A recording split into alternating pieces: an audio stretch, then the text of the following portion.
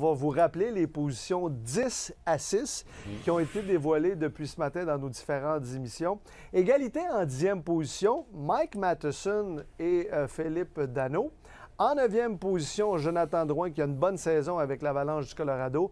Marc-André Fleury, toujours dans nos top 10, même à quoi, 39, 40 ans là, maintenant, donc il est au 8e rang. Thomas Chabot des Sénateurs, 7e, et Alexis Lafrenière, qui est 6e.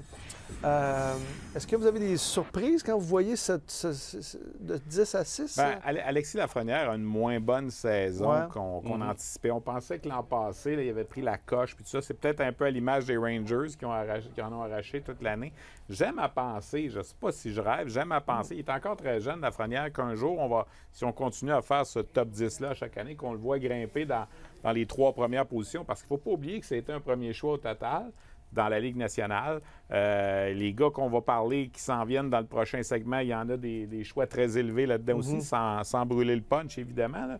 Mais il faut qu'Alexis Lafrenière, un jour, on pense que ça pourrait être le meilleur Québécois dans la Ligue nationale. Quand il va arriver à 26, 27, 28 ans. Juste prendre le temps de saluer notre collègue Christian Daou qui a fait un travail extraordinaire pour cette recherche, qui a contacté tous les joueurs québécois de la Ligue nationale.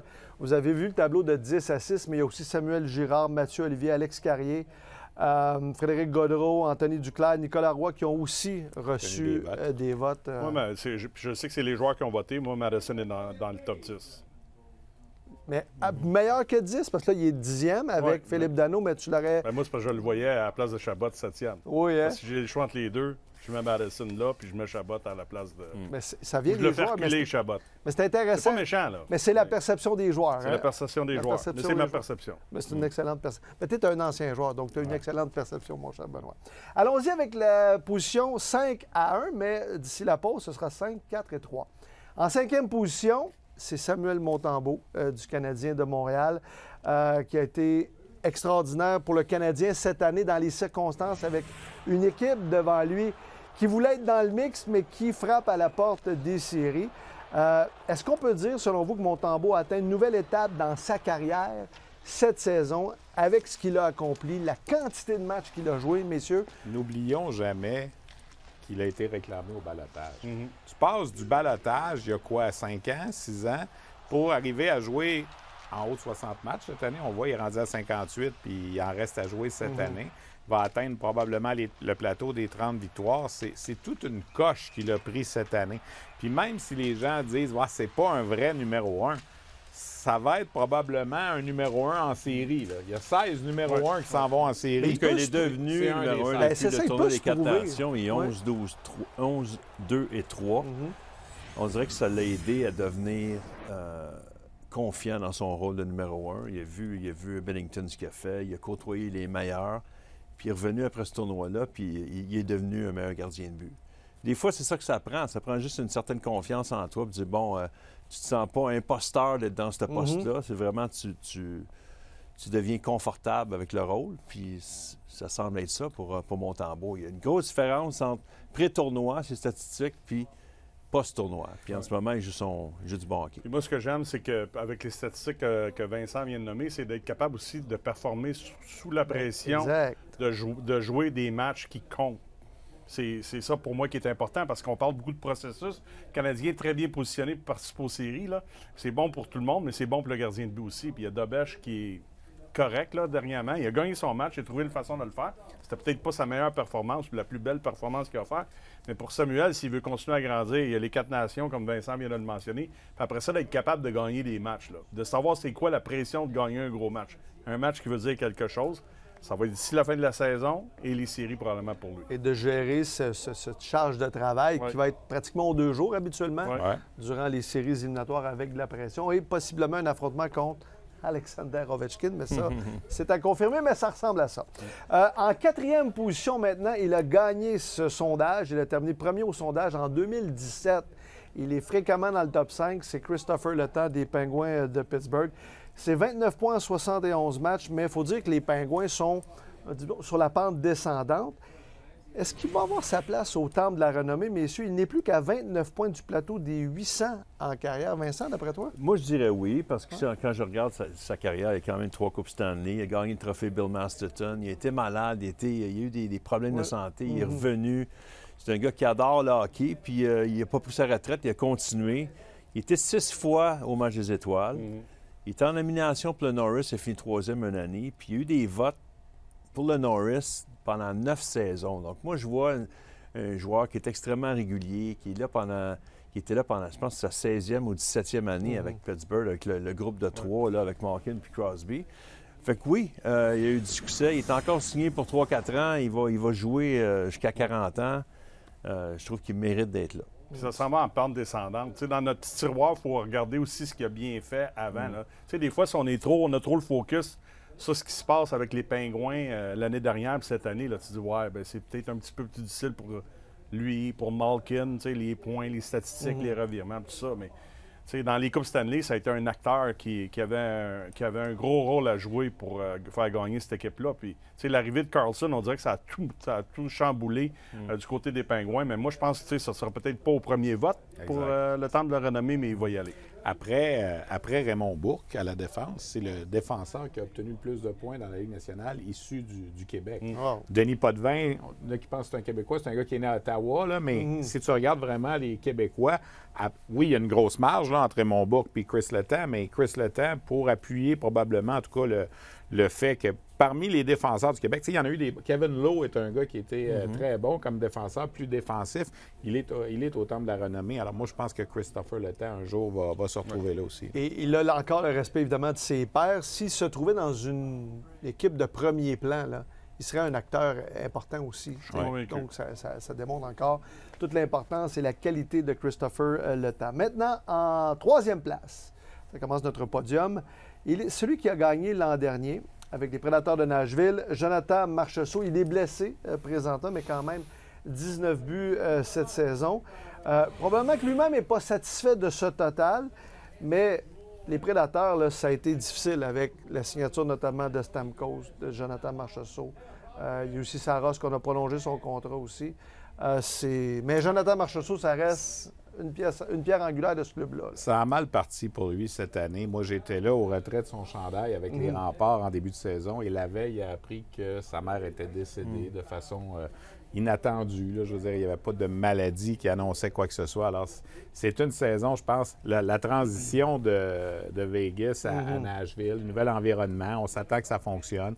Dans sa vie personnelle, c'est sûr que la perte de ta mère, ça affecte.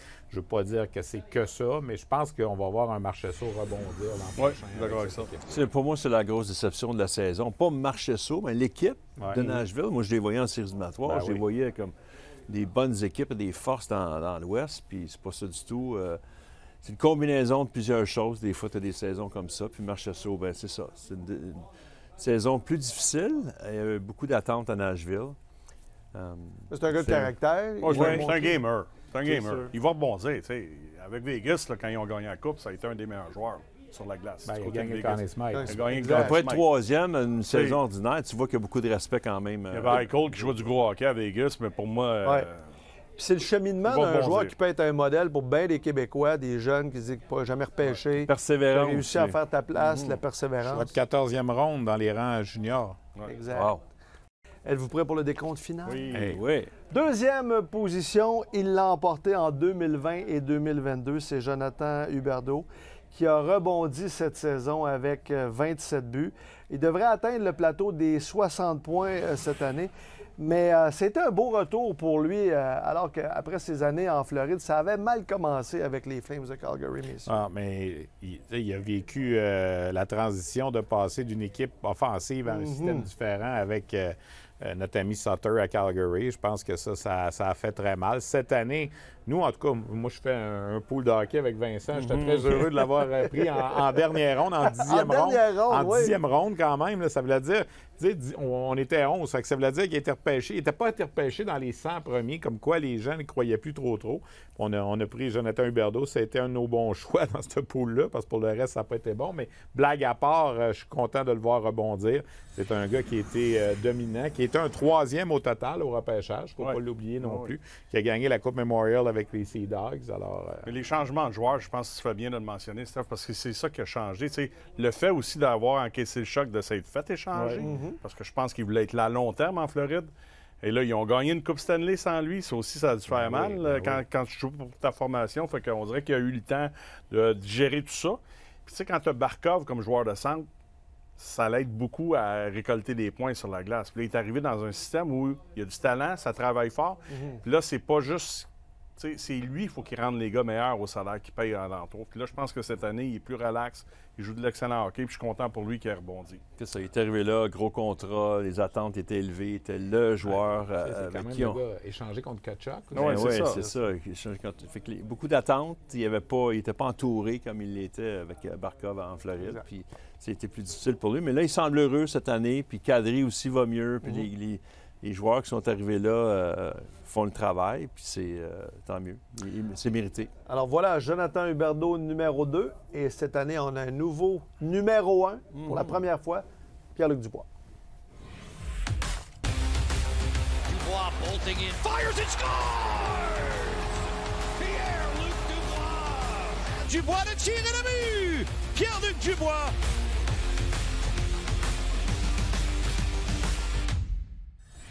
Alors, Pierre-Luc Dubois est le grand gagnant de notre 10e sondage des meilleurs Québécois de la Ligue nationale de hockey. Si Huberdeau s'est replacé avec les Flames, dans le cas de Pierre-Luc Dubois, son arrivée avec les Capitals a semblé transformer sa carrière après une année difficile, disons-le comme ça, avec les Kings de Los Angeles, messieurs. Bien, ça avait bien commencé avec les Kings l'an passé, puis après ça s'est détérioré. On a vu ce qui s'est passé, mais je pense que Pierre-Luc Dubois, à un certain moment, n'avait pas le choix cette année.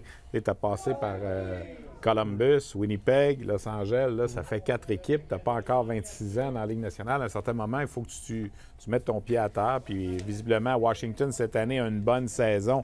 Oui, il y a Ovechkin, mais je pense que Dubois fait partie des succès de cette équipe-là aussi. Puis, le changement d'air, cette fois-ci, a été bon, contrairement à celui qui l'avait emmené à Los Angeles. Dylan Strome a dit que c'était peut-être la pièce manquante qui manquait à cette équipe présentement chez les... Parce qu'il n'y a pas beaucoup de monde qui voyait la performance des Capitals cette année. Moi, je pense que c'est l'équipe qui a rajouté, Luc, le plus de joueurs qui appartiennent à la Ligue nationale. Puis Dubois fait partie de ce lot-là. Lui, il est ailleurs. Il y a Mangiapane, il y a Duhaime, il y a Roy qu'on a ajouté, puis on a laissé partir Comfort comme défenseur. Mais tu sais, Pierre-Luc, il arrivait quand même avec une réputation de gars. C'est pas un gars de 80-90 points, mais c'est un gars qui peut t'en donner entre 60 et 70. Dans ses meilleures saisons, c'est à peu près ça qu'il a fait. Puis, tu sais, je pense qu'il s'est senti apprécié, puis on avait besoin d'un gars. Tu avais Strome, mais après ça, avec le départ de Backstrom, il n'y en avait pas de deuxième joueur de centre. Qu'est-ce qu'on cherche à Montréal présentement? Un deuxième joueur de centre. C'est ça. Fait qu'ils sont durs à trouver, puis lui, il a trouvé son fit à Washington. Je suis content pour lui. Moi, je l'ai aimé quand il jouait pour les Jets de Winnipeg. Puis l'an passé à Los Angeles, ça a été un peu plus difficile. Puis il semblait être heureux à Washington. Tant mieux pour lui. Je suis content pour lui parce qu'il commençait à avoir une réputation pas trop favorable. Quand tu veux partir de Winnipeg, tu veux partir de Columbus, tu t'en vas à Los Angeles, ça ne fonctionne pas. Là, il fallait que ça fonctionne en quelque part, puis qu'il soit apprécié de ses coéquipiers, qu'il performe, qu'il soit bien, puis qu'il soit apprécié, puis que lui aussi apprécie jouer pour le chandail qu'il porte. Puis là, c'est ce qui se passe à Washington. Il a seulement 26 ans, tu l'as dit. Il est dans ses bonnes années de sa carrière. Puis il y a un bon fit. Washington, pour moi, c'est l'équipe qui... Je pensais qu'il était en déclin, puis là, tout d'un coup, il va y avoir des attentes en série aussi pour cette équipe-là. Surtout contre les Canadiens. Contre les Canadiens, il les a déjà affrontés avec les Jets de Winnipeg l'année de la COVID, mais là aussi, de pas être dans l'ombre d'Ovechkin, mais ça va permettre de le faire grandir, même s'il a déjà du millage dans la Ligue nationale. Oui, c'est comme jouer avec Ovechkin, avec tout ce qui se passe cette année, avec le record, c'est sûr que ça tire tout le monde vers le haut. Là. On va vous présenter maintenant le tableau complet, global, des 10... position. Donc, il y a égalité en 10e place entre Mike Matheson et Philippe Dano. Puis Vincent, t'en parlais dans ta manchette un peu plus tôt dans l'émission.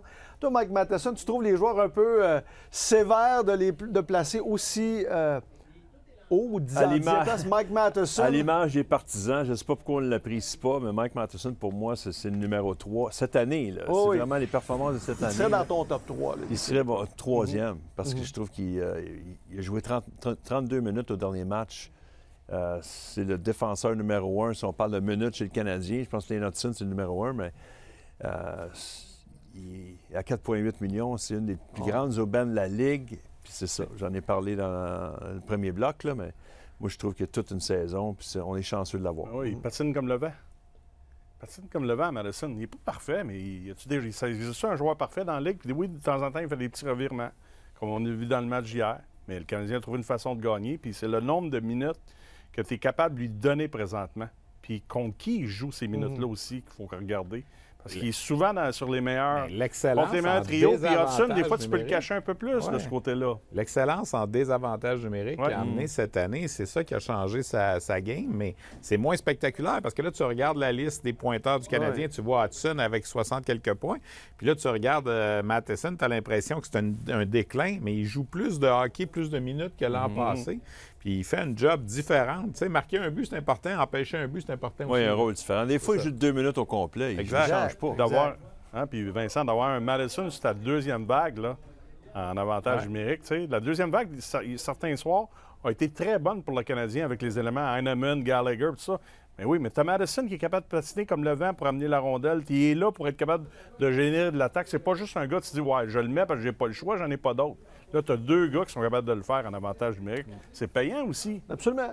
Là, c'est le portrait donc de cette année avec le top 10 des meilleurs Québécois dans la Ligue nationale. Stéphane, tu t'es prêté à l'exercice de peut-être regarder dans l'avenir qui pourrait... l'avenir à plus court terme puis à plus long terme. J'en ai pris 2 qui sont déjà dans la Ligue nationale dans des rôles un petit peu plus effacés. Tu sais, Maverick Book, ça a été le joueur par excellence de la Ligue américaine l'an passé, il ne faut pas l'oublier. Zachary Bolduc, écoute, il frappe à la porte des 20 buts à sa première saison complète avec les Blues de Saint-Louis. Puis Caleb Desnoyers, c'est évidemment pas pour tout de suite, là, mais s'il y a un gars comme moi, je ne veux pas y mettre de la pression, on l'a reçu l'autre jour ici, tu sais, ça ressemble à du Patrice Bergeron en devenir, là, ce joueur-là. Il va être repêché beaucoup plus rapidement que le 45e rang, comme l'avait été Patrice Bergeron à l'époque. Il va probablement être un top 10, top 8. Alors, peut-être que dans 5 ans, 6 ans, on va faire ce sondage-là, puis il sera dans nos 10 meilleurs.